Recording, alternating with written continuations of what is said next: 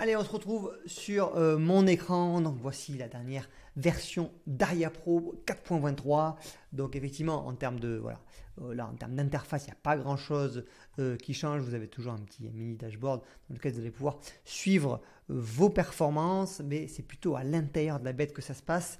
Il y a eu des lignes de code qui ont été rajoutées, il y a eu un gros travail qui a été fait. Et sans plus attendre, je vais vous présenter un petit peu les nouveautés.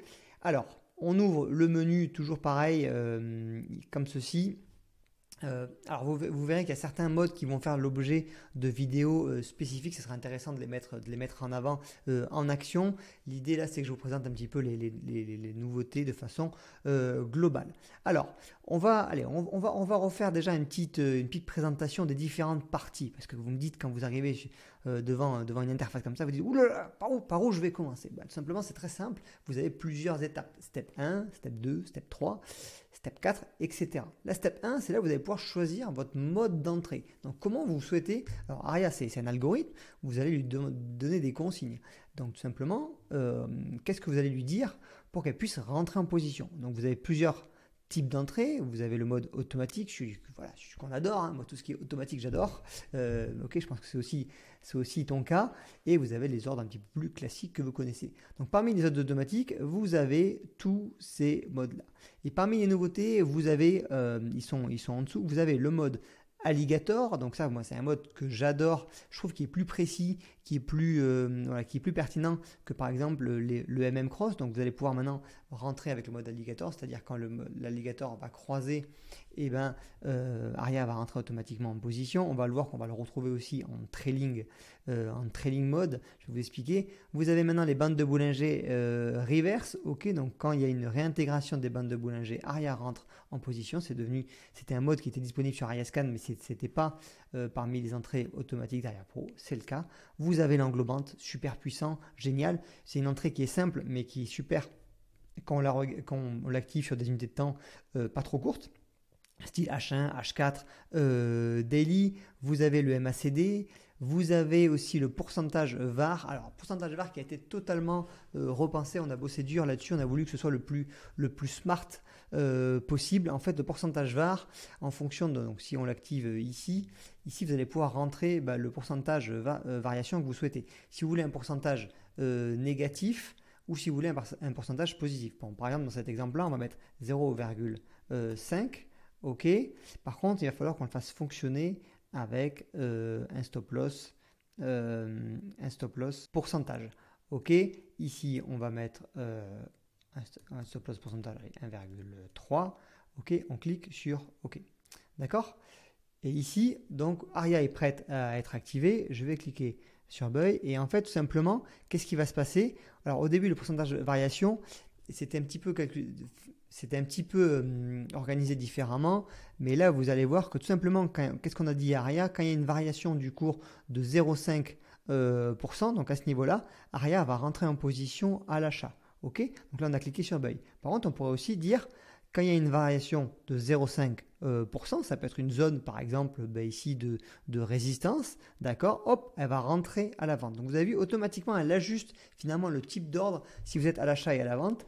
Et on peut même aller encore un petit peu plus loin, c'est ici au lieu de mettre 0,5, on pourrait mettre moins 0,5. Donc là vous avez des possibilités de précision sur la variation d'un actif. Je trouve ça assez génial comme mode. Moi par exemple, je sais déjà comment je vais l'utiliser. Par exemple, j'aime bien quand je rentre avec des cassures de Kijun avec la stratégie Ishimoku qu'on utilise, j'aime bien quand il y a un petit pullback au niveau de la Kijun. Donc je pourrais dire, Aria, tu vas rentrer en position quand il y a une variation de moins 0,03. Tu vois, par exemple, comme ça on va optimiser tout ça.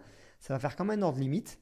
Et on n'a pas besoin de se casser la tête à rentrer la valeur, etc. de l'ordre limite là, sur l'euro USD, c'est super chiant à faire. Vous avez juste à mettre la petite variation, vous cliquez sur achat ou sur vente et Aria vous le calcule automatiquement et rentrera en position quand la condition sera réunie. Donc vous avez une vingtaine de modes, vous avez aussi le Green Candle Stock Entry, je vous ferai une vidéo spéciale dessus. Vous avez le Fractal Market, etc.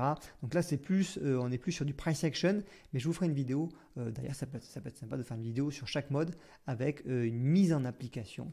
Je vais me noter ça et je vous le posterai sur la chaîne. Ok. Donc la partie donc entry value, c'est là où vous allez un peu trifouiller les choses. Et d'ailleurs, j'ai oublié de vous parler d'une fonction qui va être absolument super sur plusieurs indicateurs, notamment tout ce qui est break. Donc on va prendre l'exemple de Ishimoku Kijun. Vous savez, des fois avec ce mode-là, donc moi j'aime beaucoup l'utiliser. Par contre, des fois, on arrière rentrait sur des petites cassures. Vous voyez, il n'y avait pas vraiment de volume. Et bien maintenant, force est de constater que ce sera terminé, puisque ici dans Filter Value, si vous rentrez par exemple, on l'a mis de base 70, ok, ça veut dire qu'il faudra que la bougie, casse au moins 70% la Kijun, ok. Donc terminer les petites cassures là, qui cassent que de 3-4%, ok, on veut que de la grosse cassure, de la bougie impulsive.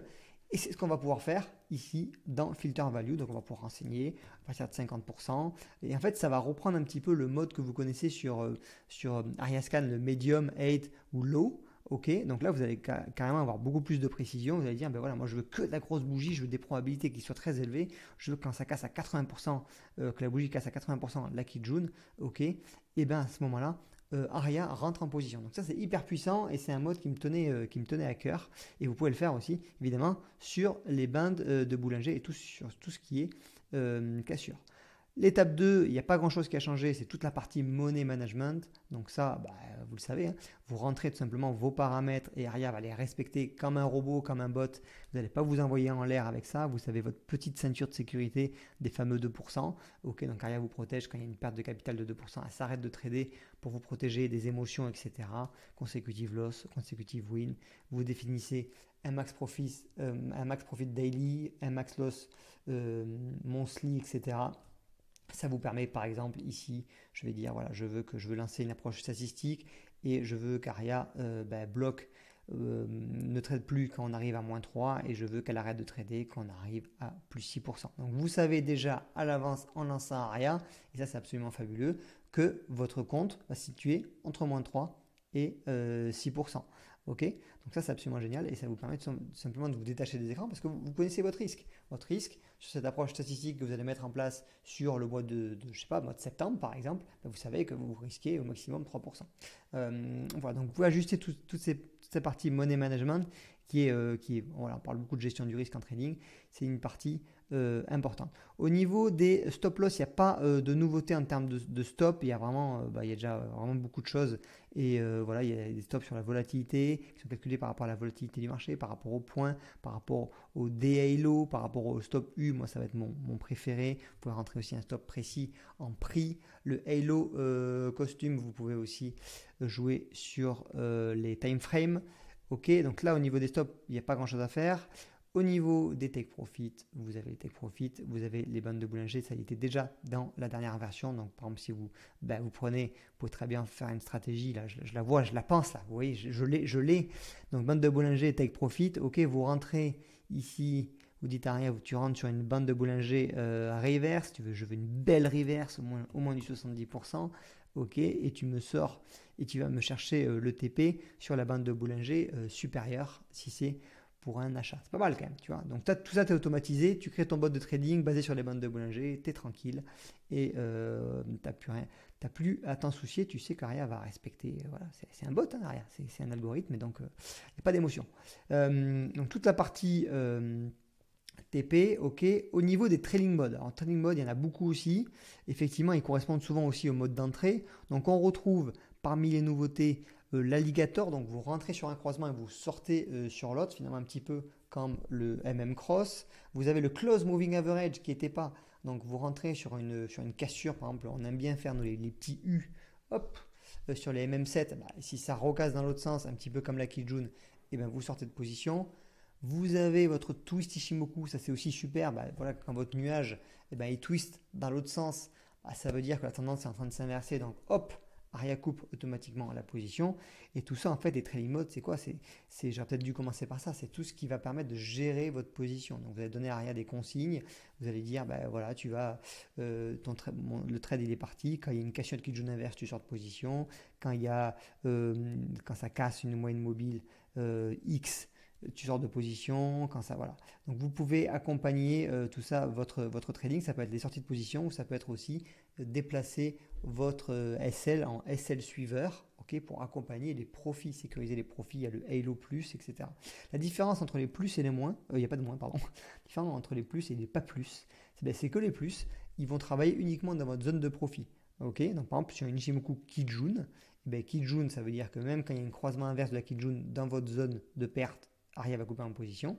Si vous avez mis Kijun Plus, c'est pareil pour le Halo, ça veut dire que ce sera uniquement dans votre zone de profit. Voilà pour ça. Au niveau d'ici, il n'y a pas grand chose qui a changé. Vous pouvez aussi paramétrer évidemment vos TP1, TP2, TP3 et combien vous souhaitez encaisser à chaque TP. Donc ça, c'est pour avoir un management du trade extrêmement précis. Donc voilà, vous avez plusieurs styles de trading. Là, vous pouvez vraiment créer votre... soit vous allez utiliser plutôt ça, soit vous allez utiliser plutôt les trading modes. Ça, c'est à vous de voir. Et là, la grosse nouveauté... Putain, j'ai mal de crâne, j'en peux plus.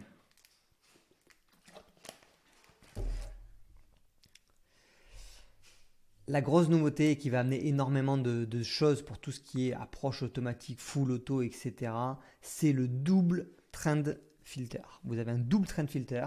Donc vous avez un trend filter 1. Donc vous choisissez le mode. Vous avez le mode moving average. Ça filtre en fonction d'un moyenne mobile. Ça filtre en fonction des points pivots. Ou ça filtre en fonction des deux. Vous avez le mode Ichimoku. Le filtre par rapport au nuage, en dessous ou au-dessus. Vous avez le RSI par rapport à une valeur que vous allez renseigner. Vous allez par rapport aux bougies, si c'est des bougies vertes, si c'est des bougies rouges, etc. Vous pouvez dire, par exemple, tu commences à acheter à partir de quand il y a 2 bougies vertes. Okay, donc vous pouvez tout ça le paramétrer. Vous avez aussi le Moving Average Break et vous avez l'ADX qui me tenait à cœur. Donc vous allez pouvoir sélectionner un mode ici, Ichimoku, et un deuxième mode ici pour renforcer un petit peu, voilà, cadrer Aria au maximum avec l'ADX. Et par exemple, l'ADX, vous pouvez très bien dire, voilà, Aria, tu commences. Vous savez que l'ADX, c'est quelque chose que j'utilise beaucoup dans l'approche FPA automatique. Ça veut dire que l'ADX, ça va me permettre d'avoir une vision sur la volatilité, sur est-ce que voilà, on est vraiment en train de range. Et du coup, range, ça veut dire que le marché va latéraliser comme ça. Donc du coup, ça ne va pas forcément m'intéresser. Mais par contre, quand ça va casser, on parle souvent du niveau des 20 en ADX, et ben là, ça va m'intéresser d'acheter. Donc je pourrais très bien dire, voilà, quand l'ADX est supérieur à 20, on est au-dessus du nuage. Aria, tu commences à me chercher des positions acheteuses avec, par exemple, voilà, je sais pas, on pourrait, si on garde un petit peu le système Ichimoku, avec une cassure de Kijun supérieure à 70%. Tu vois, là, on commence déjà à mettre un système de trading en place automatisé par rapport à une strat. D'accord. Et si après le marché, tu peux dire, voilà, tu vas me chercher sur cette stratégie que des achats. D'accord.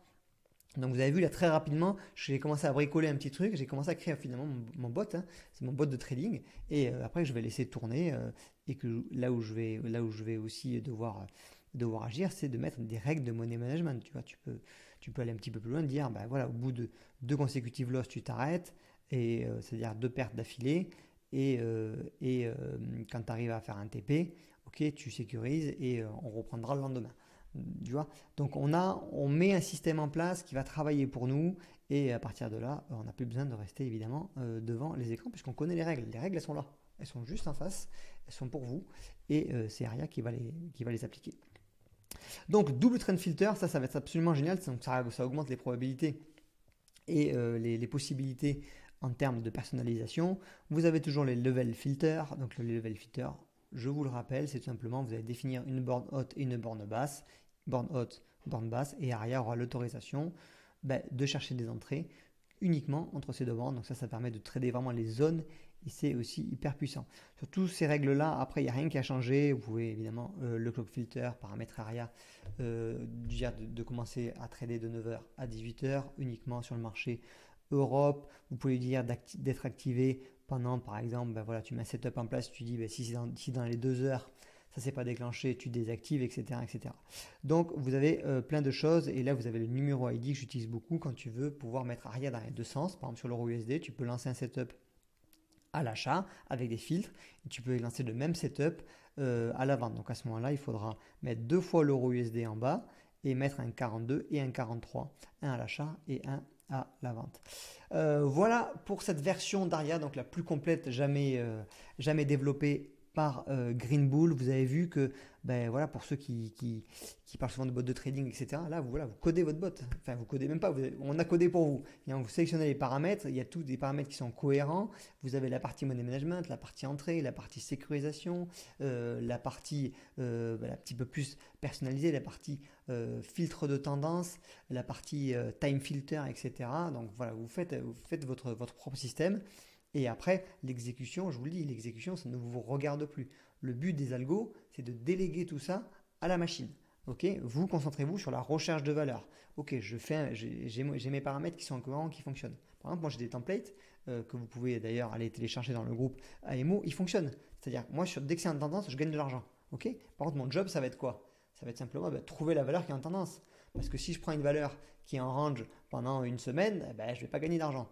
Donc voilà, même si Aria va me protéger avec les règles de money management que j'ai mis, etc., notamment avec les consecutive loss et tout ça, je ne vais pas gagner d'argent. Par contre, voilà, si je trouve une valeur en tendance, tu peux faire du 10%, voilà, comme j'ai fait par exemple en août où j'ai surfé l'AUD, etc. Donc avec la force du dollar. Donc,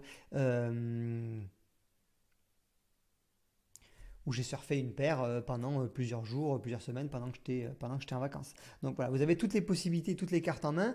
N'hésitez pas si vous avez des questions. De toute façon, on se retrouve du côté de AMO. C'est là que vous allez pouvoir, on va pouvoir aussi créer des nouveaux templates par rapport à cette version-là. On va les backtester, etc. ensemble. On en discute et voilà, il n'y a plus qu'à. Mais là, vous avez une machine en main qui est absolument incroyable. C'est vous le pilote, c'est Aria qui exécute. Et à partir de là, il n'y a plus qu'à faire, il n'y a plus qu'à créer une bonne équipe entre vous deux. Voilà, c'était Lucas Mikado, c'était la version 4.23 de Aria Pro. On se retrouve de l'autre côté sur les marchés. Ciao.